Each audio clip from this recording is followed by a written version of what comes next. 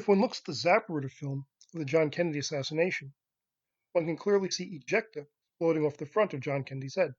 This means that a bullet is passing from back to front through his head. When a bullet enters the human body, the actual mass and structure of the body limits the size of the hole.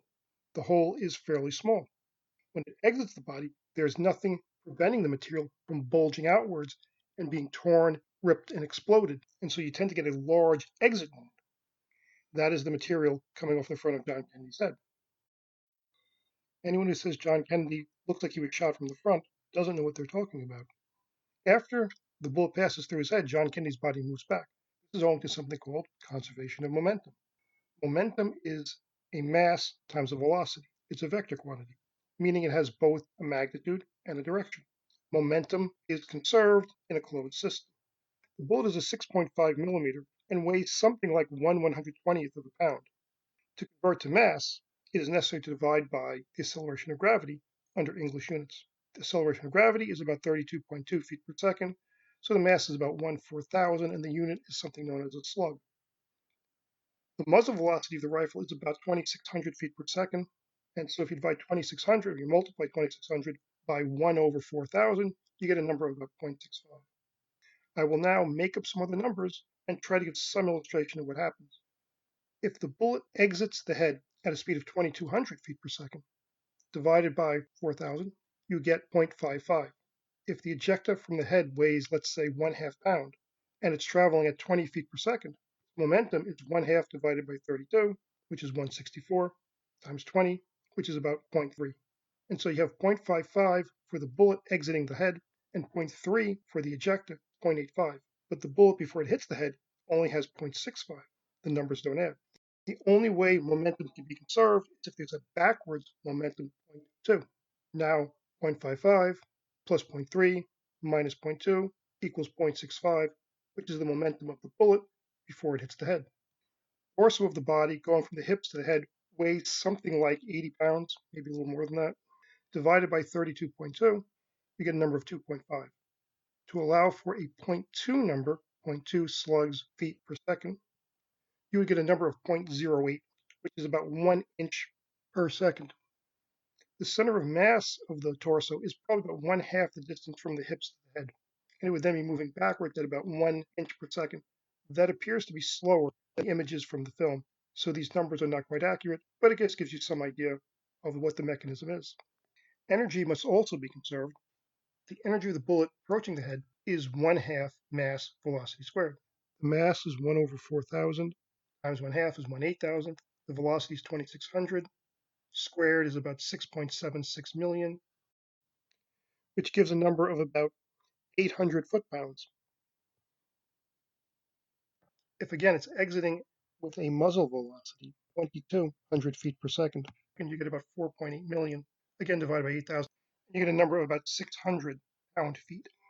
The ejecta from the head is again 164 times 1/2, which is 1/128, times 400, 20 squared, and you get about 3, fairly small number. The body moving backwards is 2.5 divided by 2, which is 1.25, times 1/12 squared, which is a small number.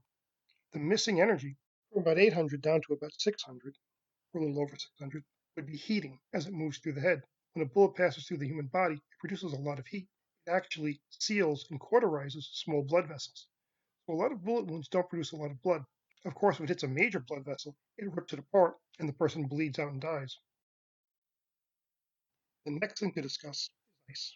When ice freezes in a tray, it freezes from the outside in. As it does so, the ice tries to expand. Ice normally would expand about 10%, going from water to a solid ice. As the ice freezes, it progresses in towards the center of the cube. When it gets to the center of the cube, the water has nowhere to expand. Depending on how quickly the ice freezes, the ice will tend to bulge up in the middle of the cube. Most ice cubes have that bulge coming over the top, and that's the water trying to expand when it's being constrained by the ice freezing inwards and limiting its movement. The fact is that an ice cube frozen in a tray does not expand up to that 10% or so limit. Ice in a cube in a tray expands less than ice that freezes on an open surface of a lake. The difference is internal strain energy. When the ice freezes, it develops a physical structure. As it freezes in, the interior part of the ice tries to push outwards. The physical structure of the ice actually provides a basis for constraining those outward pushing forces, as long as the cube is not damaged structurally. When it's damaged structurally, those outward pressures, the pre-stressing, the internal stresses, the internal strain energy, causes the ice to crack. This is what happens when you drop an ice into a glass of water and it cracks. The fact that you hear a cracking noise means energy has to be released. The energy is the internal strain energy of the frozen ice cube. I once dropped an ice cube into a glass of water, and a chip of ice actually physically flew upwards into the air, and the rest of the ice cube was dumped under the water. I wish I could prove that happened. There was a video that was produced from a TV show where large blocks of ice, commercial blocks of ice, were stacked up and a thermite charge was put on top. Thermite is aluminum powder with an oxidizer. When it's ignited, it produces a lot of heat. It thermally stresses and fractures the ice cubes. When it does, the internal strain energy is released. When each ice cube's internal strain energy is released, it tries to push outwards. When it does, it hits the other blocks of ice and it fractures them. And now you have little chunks of ice bumping into each other, transferring momentum, and eventually exploding outwards in a fairly spectacular display. That's all caused by the internal strain energy of those ice blocks.